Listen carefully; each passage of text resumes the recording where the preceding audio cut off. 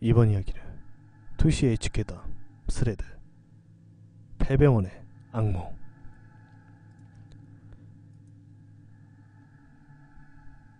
이야기는 스레드이기 때문에 중간에 스레드 말이 섞여 있을 수 있습니다.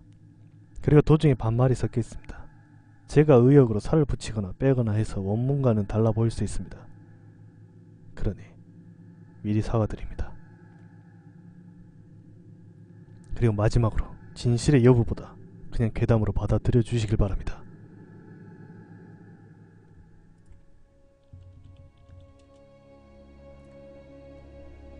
그게 무서울지는 잘 모르겠지만 2년 정도 전에 저는 친구 셋을 포함해 총 4이서 유령이 나오기로 유명한 원래는 방이었던 폐허로 갔습니다.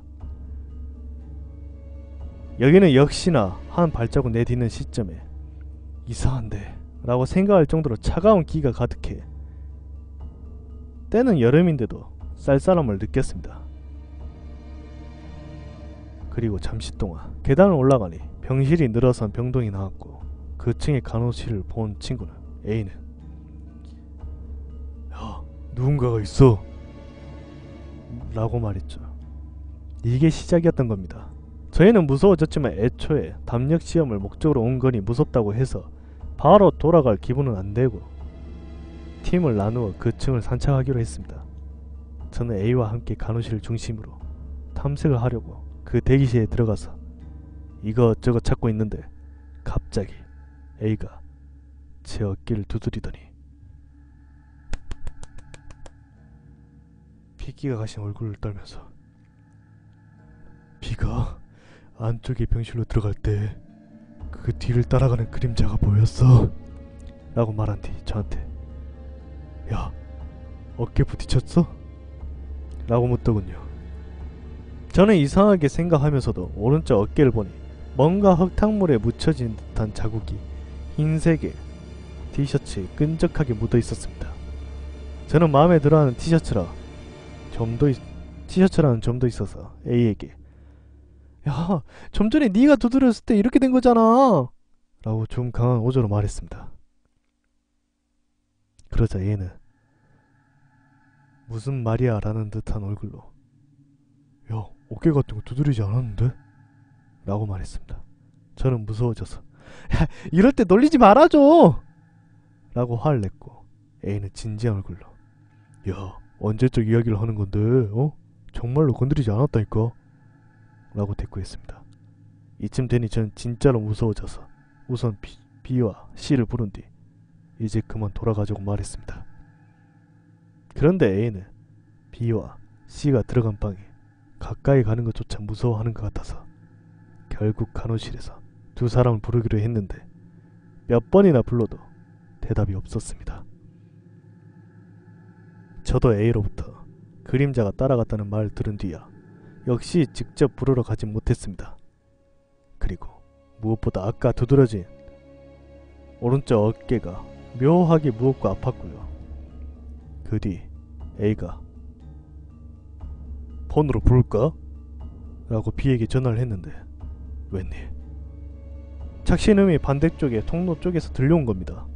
그것만으로도 생각하지 못한 거라 깜짝 놀라 있는데 전화를 받은 거 명백한 남성이었다고 합니다. A는 초조해져서 B에게 바꿔달라고 몇 번이나 말했습니다. 포기한 건지 전화를 끊은 A는 있잖아, 우리들만이라도 도망가는 게 좋을지도 라고 말했습니다. 그때 전화를 받은 게 남성이었다는 걸 들었고요. 이젠 진짜 본격적으로 겁을 먹은 저희는 급하게 계단을 향해 전속력으로 달리고 밑으로 내려갔습니다. 병원에서 빠져나온 뒤 차가 있는 곳까지 재빨리 달려서 차에 탔고 그러고 나니 조금 여유가 생긴 저는 야, 전화해볼까? 라고 말하며 이번에는 C에게 전화해보았습니다. 그러자 C는 재빨리 받더니 야, B! 야, B가 갑자기 없어졌는데? 두 사람이랑 같이 있는 거야? 야, 나만 혼자고? 야, 그러지 좀 마라! 라고 말했습니다. 느긋해 보이는 게 의외였지만 조금 안심했습니다. 어쨌든 C에게 얼른 나오라고 전화하고 다시 B에게 전화를 해봤습니다만 연락이 되지 않더군요.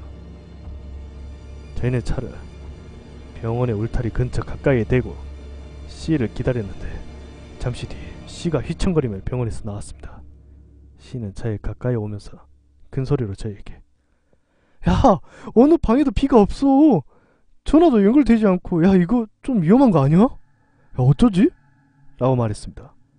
저희는 일단 C를 차에 태우고 자세한 사정을 들어보았습니다. C가 말하길 안쪽 병원에 그 병실 두 사람이 들어가려고 할 때 B가 C의 등을 몇 번이고 찌르길래 뒤를 돌아보니 거기엔 이미 B의 모습이 없었고 C는 B가 무서워져서 아니면 A가 있는 곳으로 갔을 거라 그때는 그렇게 생각했다고 합니다. 그리고 저와 통화한 뒤 C는 혼자서 열심히 B를 찾아다니는데 그때 화장실에서 남성의 목소리가 들렸다고 합니다. 강심장인 C는 화장실 칸이라는 칸은 전부 열어서 안을 확인했는데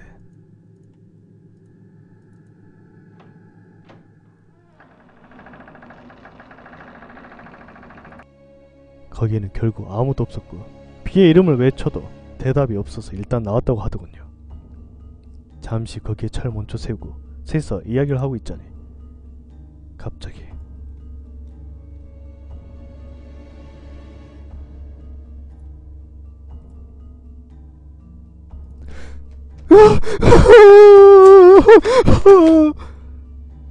B가 울고불고 난리치면서 차까지 돌진해 왔습니다.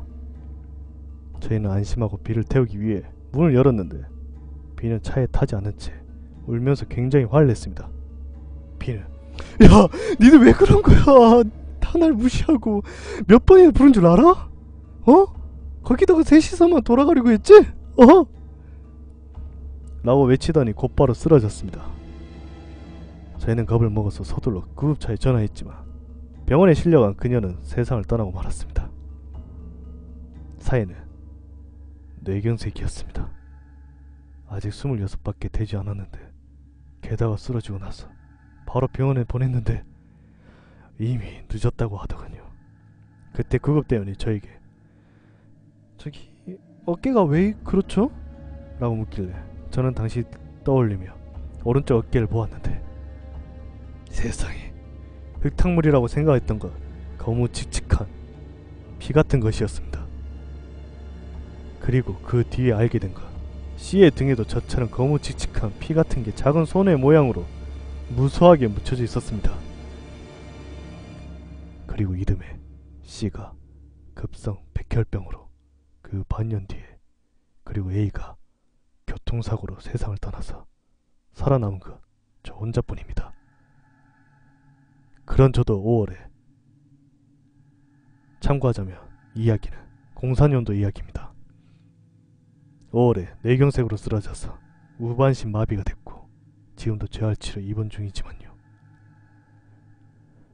그러나 지금은 안심하고 있습니다. 입원하기 전 집에 있었을 때 공포에 떨면서 지냈지만 입원하고 나니 왠지 신기하게도 무섭지 않게 되었습니다. 병원은 뭔가 지켜주고 있는 걸까요? 굉장히 신기합니다. 집에 있을 때는 잘 꾸었던 악몽도 여기서는 보지 않고 지냅니다. 거울에 비춰지는 그림자에 고민하는 일도 없어져서 이대로 입원해 있는 것도 좋지 않은가 그런 것까지 생각하고 있습니다. 세상을 떠난 세 사람에게는 미안한 일이지만 저는 살아남은 것 같습니다. 와, 어쨌든 이야기 수고. 와, 장난 아니게 무섭네. 그 폐병원은 어디에 있죠?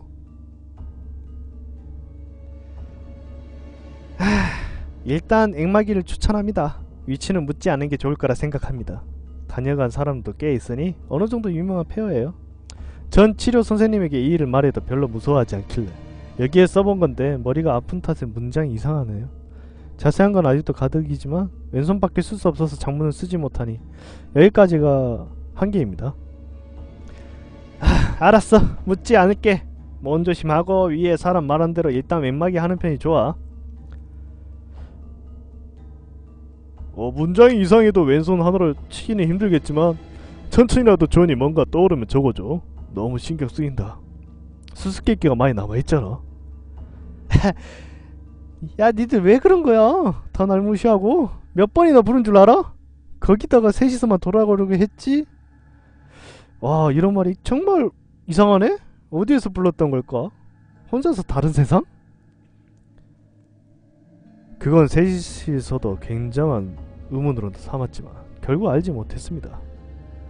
그녀의 말을 들어보면 아무래도 그녀는 저희가 보였지만 저희에게는 그녀가 보이지 않았고 C가 마지막까지 있었으니까 C에게 물어봤지만 C가 말하기를 혼자서 그 층을 전부 확인했는데 가장 의심스러운 게 화장실이었지만 화장실이라고 해도 칸이 3개뿐이라서 못 보고 지나칠 리는 없었다고 했습니다. 뭐 여기서 전 게임 사일런트 힐이 떠올랐죠. 그리고 제 티셔츠에 묻어있던 끈적한 피 같은 거 완전히 물들어져 아무리 빨아도 지워지지 않길래 결국 버리기로 했습니다. C도 셔츠에 묻은 손 모양이 지워지지 않아서 같이 버리기로 했는데 마침 C의 집 근처 중학교에 소각로가 있어서 태우는 날에 함께 태워달라고 했습니다. 혹시 그때 액막이를 했다면 이런 결과는 맞이하지 않았을지도 모르겠네요. 그날 이후 세 사람 주위에서는 이상한 일들만 일어났으니까요. 입원한 후 저에게는 안식의 날들이 이어지고 있는데 덕분에 C가 입원했을 때 들었던 말이 이해됐습니다. 저희는 그날 이후 병원 근처에 가는 것조차 무서워서 피했습니다만 C가 입원을 했기에 병문안을 갔을 때 저하고 A가 C에게 이럴 때 입원하다니 최악이네 라고 무신경한 말을 하니 C는 미소를 지으며 야, 그래도 입원하니 굉장히 차분해졌어 라고 말했습니다. 물어보니 지금의 저처럼 야, 입원하고 나니 이상한 발소리도 들리지 않게 됐고 사람이 기척이 무서워하는 일도 없었어 라고 하더군요. 그 말 듣고 A와 저는 진심으로 입원하고 싶다는 생각을 할 정도였습니다. A는 매일 밤 누군가가 있는 것 같다고 죽기 전까지 말했고 저는 저대로 이상한 꿈만 꾸는 데다가 세수한 뒤 얼굴을 들었을 때 거울에 비춰지는 제 얼굴 옆에 순간 어떤 그림자 같은 게 보였으니까요. 하지만 그때의 저희들은 무서워서 액마이 같은 거 생각할 여유도 없었고 그날 이후 호러도 제대로 보지 못했습니다. A는 체육까지 자신의 책임이라고 자책했습니다. 왜냐면 그날 A가 인터넷에서 그 병을 알고 저에게 추천했기에 결국 저와 C는 그런 A를 탓하지 못했습니다만 그렇다고 위로할 여유도 없었기에 지금도 후회하고 있습니다.